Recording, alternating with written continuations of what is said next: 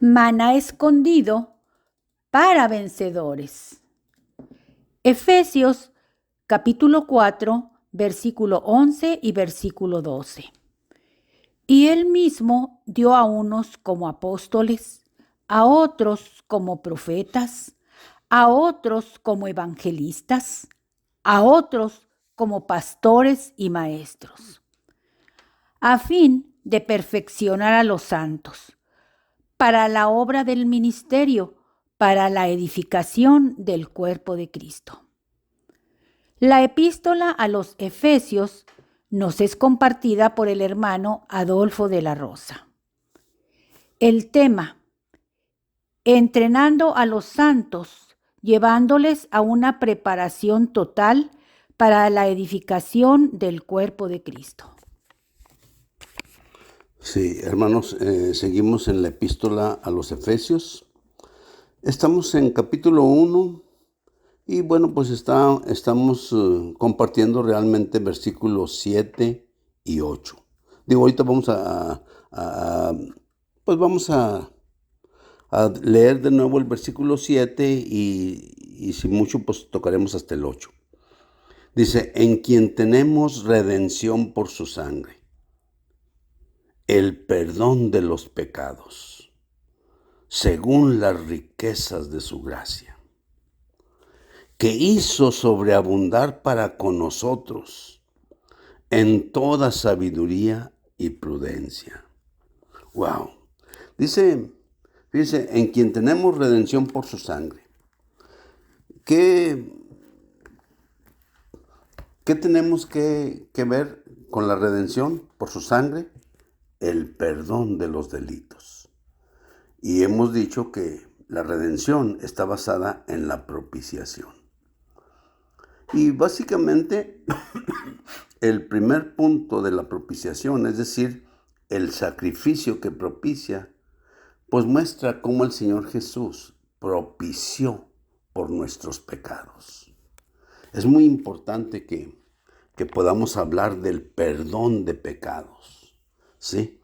¿Por qué? Porque el Señor fue el sacrificio que propicia. Su sangre, ¿ve? Sí cumplió con las demandas de Dios. ¿Qué era lo que Dios demandaba? De nosotros por causa del pecado. O sea, Él demandaba un sacrificio de sangre. Mire, probablemente, de nuevo, debemos de ir al libro de Génesis. Y es muy importante, hacer esto porque Génesis muestra realmente, pues, muchos aspectos de los que estamos hablando. Decimos que es la siembra de las verdades en el libro de Génesis. No todas las verdades, ¿verdad? Pero muchas sí están ahí en el libro de Génesis. Ok, ¿qué quiero decir? Pues mire, el Señor, por ejemplo, en Génesis 2:17, Él le dio un mandamiento al hombre. Y ese único mandamiento que Dios le dio al hombre es que no comiera del árbol de la ciencia del bien y del mal. Quiero decir árbol de la ciencia del bien y del mal. Entonces, ciencia o conocimiento, ¿verdad? Bien o bueno y malo, en realidad, esas tres cosas pertenecen al mismo árbol. Tipifican a Satanás. Entonces, ciencia, bien y mal, en realidad, tipifican a Satanás. Y Dios le dijo al hombre y a la mujer que no comiéramos de ese árbol, porque el día que comiéramos, pues ciertamente íbamos a morir.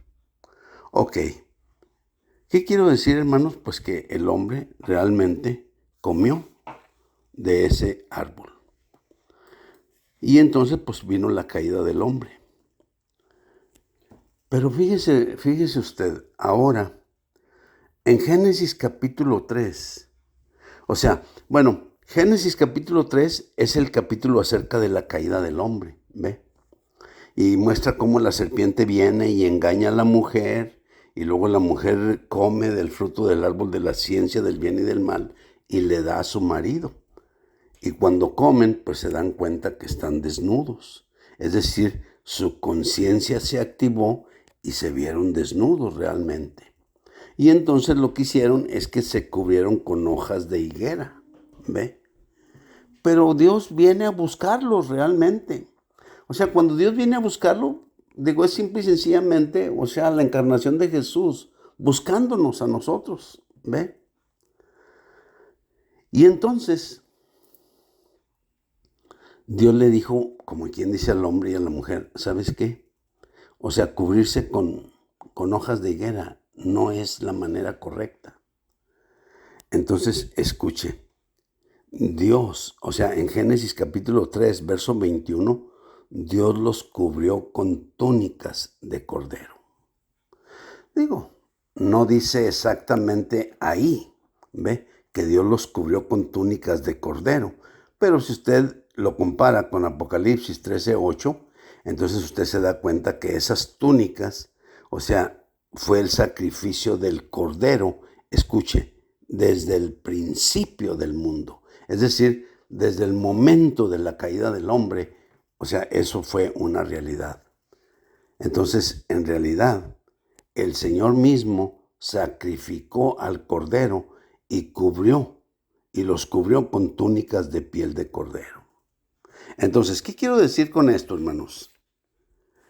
Bueno, mire, en capítulo 4 del libro de Génesis, o sea, en capítulo 3 tenemos la caída, pero en capítulo 4, ¿sabe qué? Entonces, pues ambos hijos de Adán y Eva, o sea, Caín y Abel, llevan una ofrenda a Dios. Pero escuche, Dios no se agrada de la ofrenda de Caín, pero sin embargo sí se agrada de la ofrenda de Abel.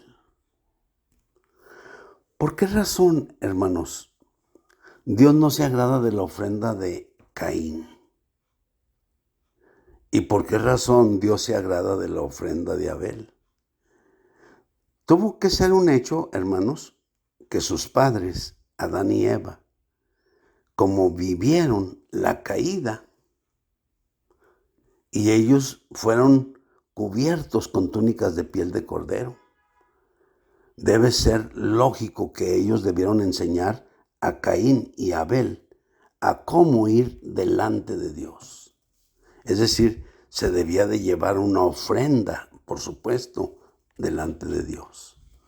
Y por otro lado, pues Caín era labrador de la tierra y ofreció lo mejor, lo más excelente del fruto de su trabajo. Y sin embargo también, o sea, Abel también ofreció un sacrificio a Dios. Y como Abel era pastor de ovejas, lo único que hizo es coger una oveja y la sacrificó y la ofreció a Dios. Y escuche, Dios se agradó de la ofrenda de Abel, no así de la ofrenda de Caín. Entonces, ¿qué quiero decir con esto? Dios establece un principio. Antes de eso, fíjese, todo lo que Dios dio de comida al hombre fue realmente, o sea, el fruto de toda hierba, con fruto de semilla dentro. Los árboles con fruto de semilla dentro. Eso fue lo que Dios dio por alimento al hombre y a su mujer. A lo mejor si usted fuera vegetariano me diría, ya ven, yo les decía, o sea que ser vegetariano es lo mejor. Pero digo, aquí no estamos tratando de esas cosas, ¿verdad? Yo estoy diciendo lo que era cada uno de ellos y lo que Dios les había dado de comer. ¿Qué quiero decir con esto, hermanos? Que en capítulo 4 vino la dieta animal, o sea, al hombre caído. ¿Sí? Entonces, ¿qué quiero decir? Que Caín y Abel fueron enseñados por Adán y Eva de cómo ir delante de Dios. Y ir delante de Dios era a través del Cordero. Claro que ese Cordero tipifica a Cristo, ¿verdad? Entonces, pues, ¿qué sucedió? Que simple y sencillamente, o sea, la dieta animal vino ¿verdad?, a la dieta humana. Dicho de otra manera, está establecido, ¿verdad?, que sin derramamiento de sangre no hay remisión de pecados. O sea, no hay redención.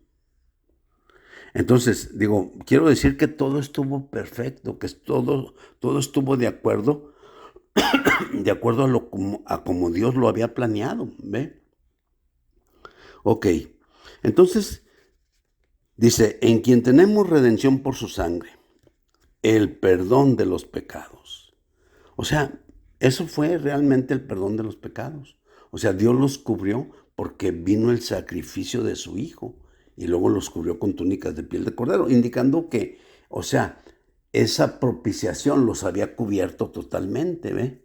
O sea, ya no se vieron desnudos, sino ya ahora se vieron cubiertos, ¿verdad?, por el sacrificio de Jesús, su Hijo.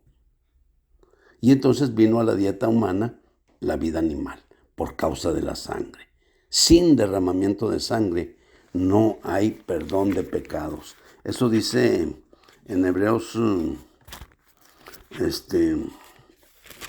¿qué verso será? Déjeme ver, se me dice que es capítulo 9.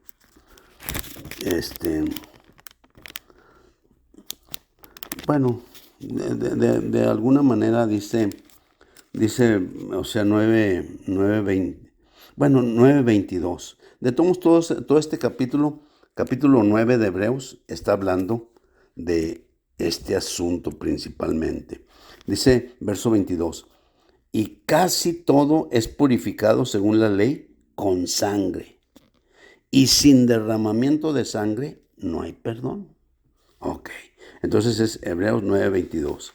Quiero decirle, ¿verdad?, para que, o sea, lo tome en cuenta.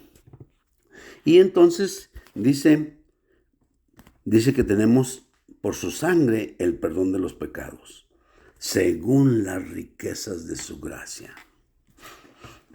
En Juan 1:14 dice que él estaba lleno de gracia. En Juan 1:17 dice que la gracia y la realidad, la ley por Moisés fue dada, pero la gracia y la realidad vinieron por Jesucristo. Él estaba lleno de gracia y de realidad. Entonces, entonces tenemos las riquezas de su gracia. Él es el lleno de gracia y simple y sencillamente si estamos pegados a Él, pues lógicamente vamos a tener todas esas riquezas de su gracia. Es el Cristo forjado dentro de nosotros, el Dios triuno forjado dentro de nosotros, la Trinidad divina forjada dentro de nosotros. Para que me entienda mejor este punto, ¿verdad? O sea, entonces, y luego verso 8 dice que hizo sobreabundar para con nosotros en toda sabiduría y prudencia. Fíjense, en 1 Corintios 1:30, Dios dice que Dios hizo a Cristo en primer lugar para nosotros sabiduría. Luego, justicia, santificación y redención. Dios hizo 4 cosas a Cristo para nosotros. 1 Corintios 1:30. Y lo primero que hizo es que Dios hizo a Cristo para nosotros sabiduría. Aquí dice que hizo sobreabundar para con nosotros en toda sabiduría y prudencia. Entonces, esto se me hace que, está desde Proverbios 8, ¿verdad? Está la sabiduría encarnada. Y esa sabiduría encarnada no es otra cosa que la persona de Jesús. Y entonces, cuando hablamos de la sabiduría, hermanos, queremos hablar de la manera en cómo Dios ha planeado las cosas. Escuche bien esto, hermano. O sea, cuando hablamos de la sabiduría de Dios, hablamos de la manera en cómo Dios ha planeado las cosas. Si vemos, por ejemplo, ahí en 1 Corintios 2:7, ¿verdad? Dice que predestinó para nosotros la sabiduría de Dios. Dice, y luego pone un ejemplo, dice, porque de haberla conocido el diablo, ¿ve? Entonces dice, entonces no hubiera crucificado al Señor de la gloria. De haber conocido la sabiduría de Dios, ¿eh? Pero en realidad, hermanos, es que, es difícil conocer la manera en cómo Dios ha planeado las cosas, ¿ve? El diablo no conoció la manera en cómo Dios lo hizo. Bueno, aquí paramos, hermanos, pero la sabiduría es la manera en cómo Dios lo ha planeado todo. Amén.